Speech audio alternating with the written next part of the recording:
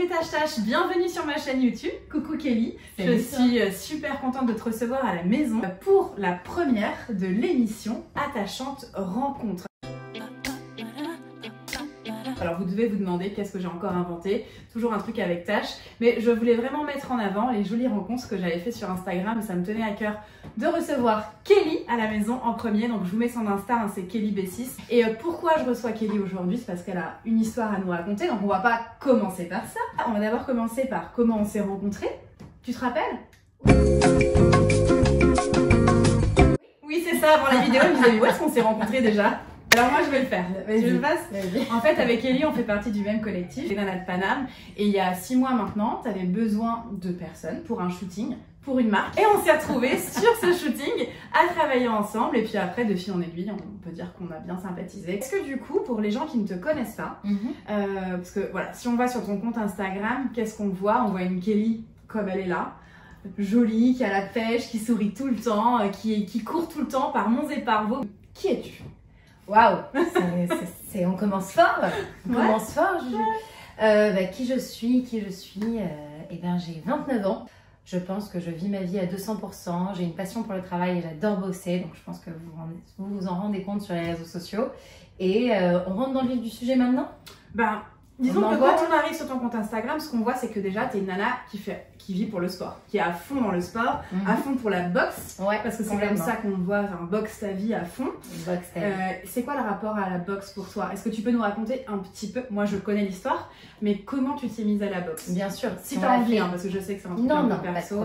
Si on l'a fait très courte, je me suis mise à la boxe après une rupture sentimentale un peu difficile. Je me suis fait plaquer à 2 mois du mariage. Sympa. Sympa. Et donc du coup, j'ai décidé de...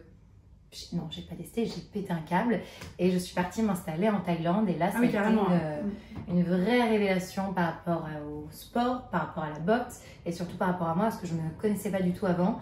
Je ne connaissais rien, je ne savais pas du tout que j'étais capable de boxer, que je ne savais même pas que j'étais capable de pratiquer du sport et une discipline aussi intense que la boxe et que les entraînements qu'on peut retrouver en Thaïlande.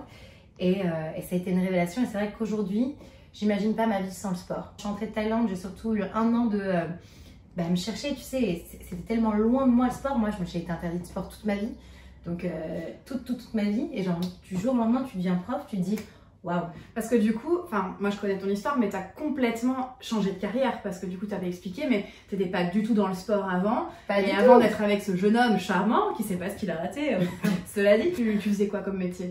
Je suis partie là. Tu vois, avant, j'étais en marketing et en plus dans le marketing culinaire. J'ai bossé pour Cyril Lignac qui est compte-renchérier, donc 2 chefs assez connus. Et j'ai surtout eu un restaurant, le Paradis du Fruit.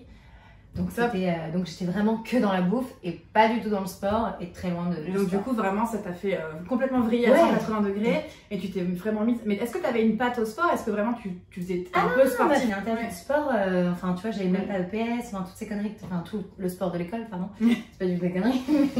Si tu nous regardes, ministre de l'Éducation nationale. Excusez-moi. Non mais voilà, j'étais interdite de sport, donc rien de rien, mais en toute franchise, ça ne me manquait pas. Ça ne me manquait pas du tout. Mais du coup, ce qui te rend et pourquoi je voulais vraiment mettre en avant des personnes comme toi sur cette émission Attachante Rencontre, c'est parce qu'on ne dirait pas comme ça, mais tu es une guerrière. Tu as eu une histoire, une histoire médicale, quelque chose, tu vas nous expliquer, mais qui aujourd'hui te rend à mes yeux l'âme d'une guerrière. Et en fait, tu montres que malgré tout, on peut y arriver. Malgré ce que tu vis, on peut faire du sport. On peut avoir la niaque et ça pour moi c'est un exemple et c'est pour ça aussi que je voulais te recevoir, je te le dis vraiment. Est-ce que tu peux expliquer quelle est cette petite... Arrête de me faire pleurer, elle est con elle. Non mais alors, c'est parce qu'on est dans... Enfin, moi là, le pacemaker, c'est vrai que je le vis... Parce que t'en parles pas. C'est vrai que si on voit sur ton compte Instagram, c'est pas comme moi où on sait que tu vas sur le compte de la fille qui a des tâches, tu sais qu'elle a des angiomes. Tu vas sur le compte de Kelly, tu te dis bah c'est une nana, c'est une jolie blonde qui court partout, qui fait du sport, mais tu te dis pas qu'en fait cette nana elle se bat tous les jours contre la maladie. Malgré ça, elle continue. Elle bouffe la vie, tu bouffes la vie tous les jours et c'est une très très belle revanche. Tu peux expliquer pourquoi? Qu'est-ce qu'un pacemaker? Qu'est-ce qu'un pacemaker et pourquoi tu as un pacemaker à mon âge, à ton âge? Je suis tout à fait d'accord. Donc pacemaker c'est un boîtier, c'est comme une pile qui fait battre ton cœur et la plupart du temps c'est des personnes âgées qui ont ça quand ils sont à risque de faire des arrêts cardiaques, donc c'est pour éviter un arrêt cardiaque et du coup sûrement une perte. Et donc du coup ils ont un pacemaker qui permet de relancer le cœur. Moi j'ai eu ça à ma naissance à mes 3 mois parce que j'avais une malformation cardiaque, 3 petits trous dans le cœur qui ont été impossibles, enfin ça a été impossible pour les médecins de reboucher les petits trous. Et j'ai enchaîné maladie sur maladie parce que j'étais toute petite, j'étais un bébé très très petit, je suis restée 3 mois à l'hôpital et en plus on était à Montréal donc c'était compliqué, il n'y avait pas la même évolution qu'en France et voilà. Et donc du coup depuis que je suis toute petite porteuse de pacemaker, ça m'a, comme je vous l'ai dit au début, jamais gênée. Au début je l'avais là, après il a très vite été mis ici parce que ça me gênait, j'avais des sondes à l'intérieur et c'était compliqué, je faisais des malaises à répétition, c'était un peu dur à gérer pour mes parents. Et donc du coup ils me l'ont très vite mis là. Je change la pile tous les 6 ans. Voilà. Tous les 6 ans, tu te fais réopérer je me fais réopérer du cœur. Parfois je peux tenir jusqu'à 7 ans mais c'est rare. Et donc voilà, et après il y a entre 2 semaines à l'hôpital et un gros mois de surveillance. Ouais, de surveillance, de vérification pour voir si ça matche bien, parce que c'est pas juste un boîtier, ce serait trop cool si c'était juste un boîtier. Il y a 1 an je me suis fait opérer de mes sondes, donc en fait c'est que c'est un boîtier, que c'est en dessous le muscle, qu'après il y a plein de sondes qui connectent à ce boîtier là. Et ça c'est très compliqué parce que les sondes, quand tu grandis, ton corps change, voilà, tu as énormément changé, enfin pas énormément mais voilà, juste j'ai grandi, on va dire ça comme ça. Mes sondes l'année dernière se sont emmêlées, donc je sais pas si c'est le risque. Les sondes s'en mêlent alors c'est compliqué là, tu vois. Non voilà. Et en plus de tout ça, j'ai le syndrome d'Harlequin qui ça est devenu vraiment très très gênant avec le sport. C'est pour ça qu'aujourd'hui j'ose en parler. C'est que lié au pacemaker, quand je fais un effort trop physique, donc ça va être juste un hit que je vais faire à fond avec vous pendant 30 minutes, j'ai un côté rouge et chaud, un côté blanc et froid et une migraine de bâtard. Donc j'ai l'impression que mon cerveau, mais tu sais, va exploser, tu vois. Et je vois des étoiles et je dis putain stop, il faut que je m'arrête. Maintenant, c'est vrai que maintenant que je fais beaucoup de sport et que je fais du sport un peu plus... Je commence à avoir un vrai rythme sportif et je commence à avoir des cours qui je pense, envoient. Il faut que je fasse attention, tu vois, parce que même moi, je me fatigue. Là, je suis arrivée à un stade où, pour ça que j'avais les larmes aux yeux tout à l'heure, c'est que en ce moment, c'est difficile. Je me sens fatiguée. Et clairement, parlons vraiment franchement, quels sont les risques que tu prends tous les jours en faisant du sport? Ah ouais, c'est un petit peu dangereux. Voilà, c'est vraiment dangereux. En fait, je prends un point là, un point là, un point là. Tu fais de la boxe. Voilà. Et pardon, non, mais tu peux pour vraiment resituer. Vraiment. Et même sous la poitrine, en fait, dès qu'il y a une déconnexion, dès qu'il y a un risque, un choc, c'est pour ça qu'on est interdit de faire de la boxe, c'est que moi, sans la pile, mon cœur ne fonctionne pas. Ce qui me fait très peur, c'est là où bizarrement, j'ai pas peur dans le sport. C'est fou parce que je me bats quand même. Et tu vois, quand on pouvait encore se battre et qu'on n'était pas dans cette phase de confinement, de Covid, etc., et que je pouvais encore me taper, que je faisais du sparring, tu vois, j'avais pas peur. Mais ce qui me fait peur, c'est les mouvements de foule.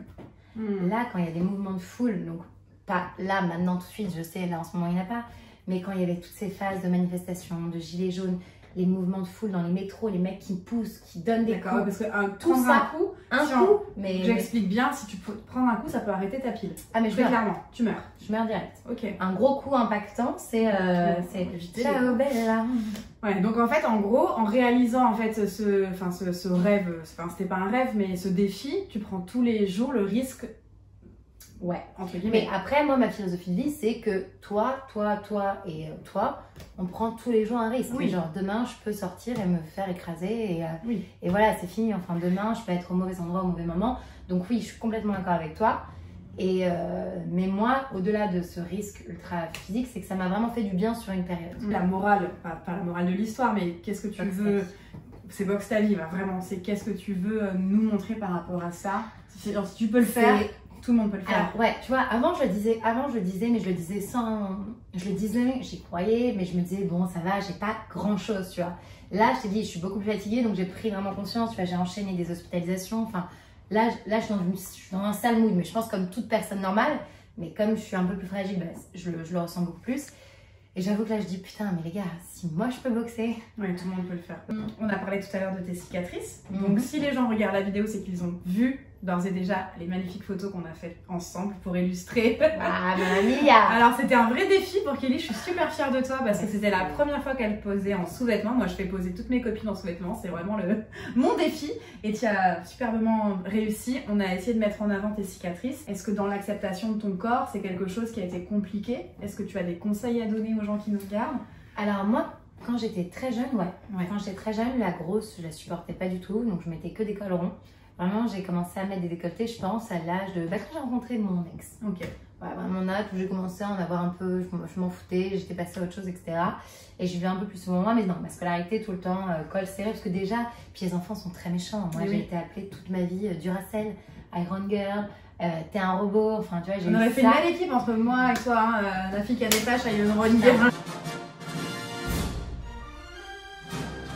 Vraiment, je les ai enchaînés. Genre aujourd'hui, maintenant, je suis la première à m'auto-charrier, à m'appeler Duracell. Oui. Voilà, quand t'es jeune et que t'essayes en plus, moi j'ai vraiment eu la chance d'avoir une famille qui a été un peu contre la maladie, à toujours me dire que j'étais capable de tout, qu'il n'y avait strictement rien, que j'y allais. Donc j'étais vraiment dans une bulle de hey, peace, tu vois. Et quand t'arrives à l'école et que les gars genre, sont vraiment violents en été, parce que t'as le malheur d'avoir la petite cicatrice qui sort, j'ai mis un débardeur, t'as une cicatrice qui dépasse, ah ouais, non. Bon, bref. Et comment t'as réussi à gérer profs ultra maladroits qui disent ah non, Kéline, pacemaker, c'est ça, donc non, pas de sport, ce genre de réflexion. C'est pas très malin. Enfin, désolée, mais entre moi, ce qu'on a pu me dire, et toi, c'est souvent j'entends des réflexions comme ça. Ils se rendent pas compte en fait de l'impact. Tu protèges l'enfant. Et puis ils se rendent pas compte de l'impact que ça a sur toi, mais bien sur sûr. plus tard. Aujourd'hui, 30 ans après, tu te souviens encore de ce que les profs te disaient. Bien sûr. Non, et là, en tant que femme, je pense que tout dépend du compagnon avec qui tu es. Ouais, ça aide beaucoup. Hein. Ça aide beaucoup parce que moi j'étais. Alors tu vois, tu m'as dit t'es une phrase trop mignonne, un joli corps, etc. Mais c'est vrai. Non, mais tu vois, moi je reste une nana qui, je pense, être vraiment plutôt bien dans les baskets. Est-ce que ces cicatrices ont été bloquantes dans tes relations avec les garçons quand tu te mettais en maillot de bain un peu complexée, tu vois, genre, mais parce que je suis une nana, je pense, normale et je suis pas encore dans une affirmation complète de mon corps. Et c'est vrai que mes relations avec les mecs sont vraiment différentes en fonction du mec. Tu vois, il y a des mecs qui peuvent me mettre dans une confiance genre absolue. Et là, du coup, limite mes cicatrices, je les aime. Enfin, j'aime tout mon corps, j'ai envie de tout donner, tu vois, et j'y suis, tu vois. Donc je pense que cette acceptation, je parle de relations purement sexuelles, je pense que tout dépend du mec avec qui tu es. Oui. Et que tu peux avoir fait tout le travail sur toi. Si tu es face à un mec qui est juste un connard ou qui va mal te regarder, qui va regarder tes dessins, voilà, qui va te dire genre, qui va regarder tes cicatrices, tu vois, je dis dessins, mais bon voilà, qui va regarder tes cicatrices et qui va les pointer du doigt, etc. Toute meuf body positive, self-love, enfin confiance, surconfiance, bah tu perds un peu ta confiance. Donc du coup les garçons, si vous regardez cette vidéo, faites très attention de la manière dont vous regardez les femmes parce que c'est complètement. Il y a une question qui me vient en tête, c'est quand ta prochaine opération? Eh ben on est passé pas loin, j'avais très peur là, je pensais que c'était cette année et je tiens encore 6 mois. Donc j'ai entre 6 mois et allez, entre 6 et 7 mois. Ok, on viendra te voir, on aura le droit. Ouais, bien sûr, avec plaisir. Du coup, si tu devais donner un conseil à la petite Kelly que tu étais, tu lui dirais quoi aujourd'hui? Je dirais sois moins dur. Et vraiment, c'est un vrai conseil que je donnerais même à la grande Kelly. C'est vraiment d'être moins exigeant. La vie, elle est courte, il faut que la vie soit une fête. Il faut que tu puisses t'amuser, il faut que tu puisses juste profiter de la vie. Et vraiment, il faut se détendre sur les choses, il faut essayer de s'enlever toutes ces pressions là, maintenant, tout de suite. On est tellement dans une ambiance anxiogène, c'est tellement difficile pour tout le monde. Ce confinement, ce Covid, ce stress, cette perte du taf, il y a beaucoup de choses que je pense que si nous, entre nous, on n'est pas bienveillants, si nous, entre nous, toi, Kelly, moi, avec moi, et moi, Kelly, avec les autres, si on ne s'apporte pas un peu de vraie bienveillance, de vraie douceur et de vraie motivation, on n'y arrivera pas, les gars. On n'y arrivera pas. Sûr. Et moi, je vais me permettre de t'en donner un conseil. Dis-moi, avec plaisir. Parce que ça fait 6 mois que je te connais et que je te vois courir partout. Et où tu penses beaucoup aux autres. Alors si je peux te donner un conseil, c'est de penser à toi de temps en temps. Fais-nous plaisir, pense à toi un petit peu. Hein? Tu t'engages là devant tout le monde, tu vas penser à toi? Oui. Ok, est-ce que tu as envie de donner un conseil, un mantra à ceux qui nous regardent pour conclure cette jolie vidéo? Est-ce que tu as quelque chose à dire? Oui, je vais vous dire un truc, c'est grâce à Julie. Quand on a fait ce shooting, franchement, j'en avais déjà fait, mais pas comme ça, et surtout j'avais pas réussi à me lâcher un peu. Ça avait toujours été soit pour des associations, donc c'était quand même très formel, soit j'avais fait 2-3 photos avec les Nan Panam, mais c'était quand même encore très formel aussi. Et Julie, là, elle m'a décoincée. Yeah, j'ai des pouvoirs magiques. Alors, je pense pas avoir un bail dans le cul, Non, mais franchement, mais c'est pas évident de te mettre en sous-vêtements et de faire des photos. C'est ça, et puis surtout de ne pas regarder la caméra et d'être bien. Et je pense que c'est la photographe aussi était parfaite, donc ça aide, tu vois, c'est toute cette ambiance, c'est la musique, c'est les bonnes vibes, c'est vraiment les bonnes vibes qui nous ont aidés. Et je pense, les gars, prenez confiance en vous. Voilà. Prenez confiance en vous. Faites des photos. Faites des photos et entourez-vous de bonnes personnes qui vous veulent du bien. Mais vraiment essayez de vous focaliser sur la vibe positive qui va vous faire du bien, qui va faire du bien à votre entourage et que vraiment le positif attire le positif. Voilà. Et boxez votre vie, s'il vous plaît. Voilà, boxez votre vie, voilà. Et votre ex aussi. On adore. Non mais arrêtons les gars, on remercie. Merci. Si tu nous entends, Nat. Voilà, merci. Merci Nat, regarde ce que t'as fait. Non, bon, on pouvait pas mieux conclure que ça. En tout cas, moi, je voulais vraiment te remercier de m'avoir fait confiance, d'être la première à être venue donc, sur mon émission Attachante Rencontre. J'adore les premières fois.